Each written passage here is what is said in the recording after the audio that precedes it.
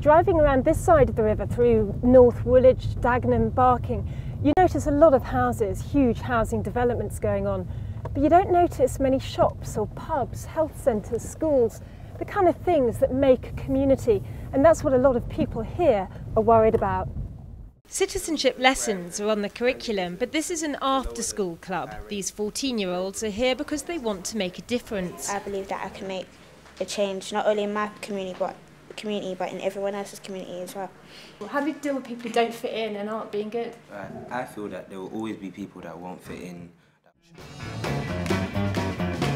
If you hadn't been in London for a while and you came back, you couldn't fail to notice the difference in buses. The old route master's pretty much been phased out now, and like them or loathe them, we have 300 bendy buses instead. We've got more real-time information, less waiting time at bus stops, and lots more people using them. 6 million people each weekday.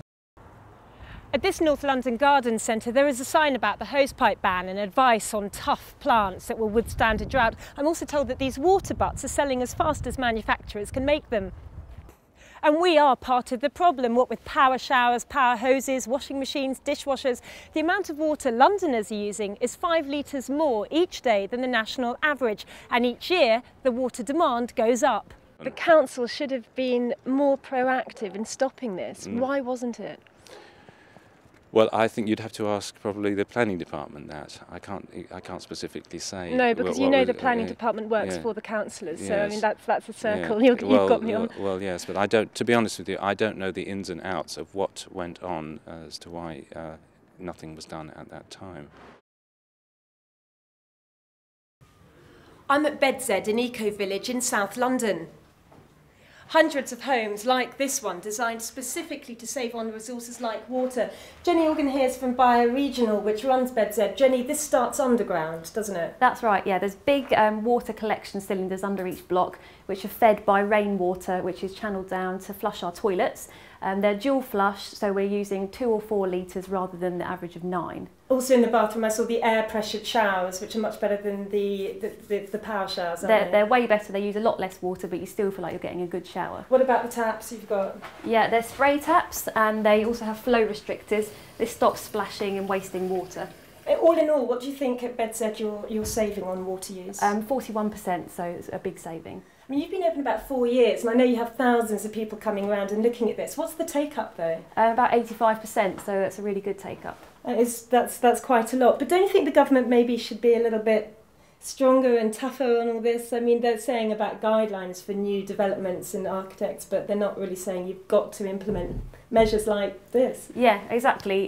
There are compulsory standards for government-funded housing, but that's not applied to all developers across the board, and we'd really like to see that put into place. I also notice you've got water meters installed here, but this is all on reducing the demand for water. Of course, there's the supply of water as well, looking at building reservoirs, looking at turning seawater into tap water, even a national grid where you'd actually pump water from one side of the country to another.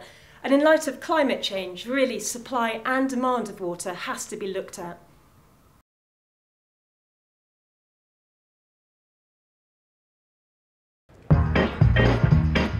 Brussels, Belgium. Destination, European Parliament. There are 732 MEPs from 25 member states, and this isn't the only parliament. There's one in Strasbourg, and MEPs have to spend a week a month there. The rest of their time is split between their home constituencies and here. On the 10th floor is Sarah Ludford's office. She's one of 9 MEPs selected to represent Londoners. Hi, welcome dear. Hi, this is my office. As you can see, a rather permanent feature tends to be my suitcase. This office feels really lived in. Have you been here a long time? I've been here for 7 years. I got first elected in 1999. MEPs scrutinise and vote on some, but not all, legislation. They do this by sitting on at least one committee. Sarah specialises in civil liberties. We have all the files about the allegations of CIA torture flights and secret jails. They're called extraordinary rendition. Okay, and here we have my excellent staff.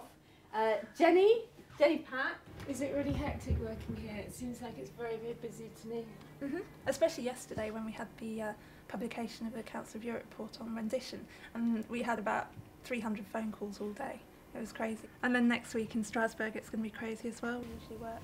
While Jenny makes last-minute changes to Sarah's diary, Thank you very much. Sarah is speaking on how joining the European Union next year could help people in Romania. I've just come out of one of the committee meetings, and they are so different from home because everyone's sitting there listening to it in different languages from their headphones. Say if somebody makes a joke, the people in their language will get that joke, but then it'll take about 5 minutes for it to be translated into everyone else's language. It does make the sessions much more dull, really, because you've got one person talking at a time. You don't have the kind of rapport you get in London. Written declarations. Now, Sarah leaves early to sign what she explains are like early day motions. they're all by number, so I've got my little file. No, 14, sorry, 14 on GM food. It isn't until Sarah's on the train heading back to London that I get a chance to ask her about money. Although MEPs earn the same as MPs, they get a very generous expense account. Travel alone is worth thousands of pounds. I personally make sure that I can't get any of that for my personal benefit, but it's not, we're not instructed to do that. So you need a regime where you only get reimbursed the actual cost of production and the actual cost of the ticket.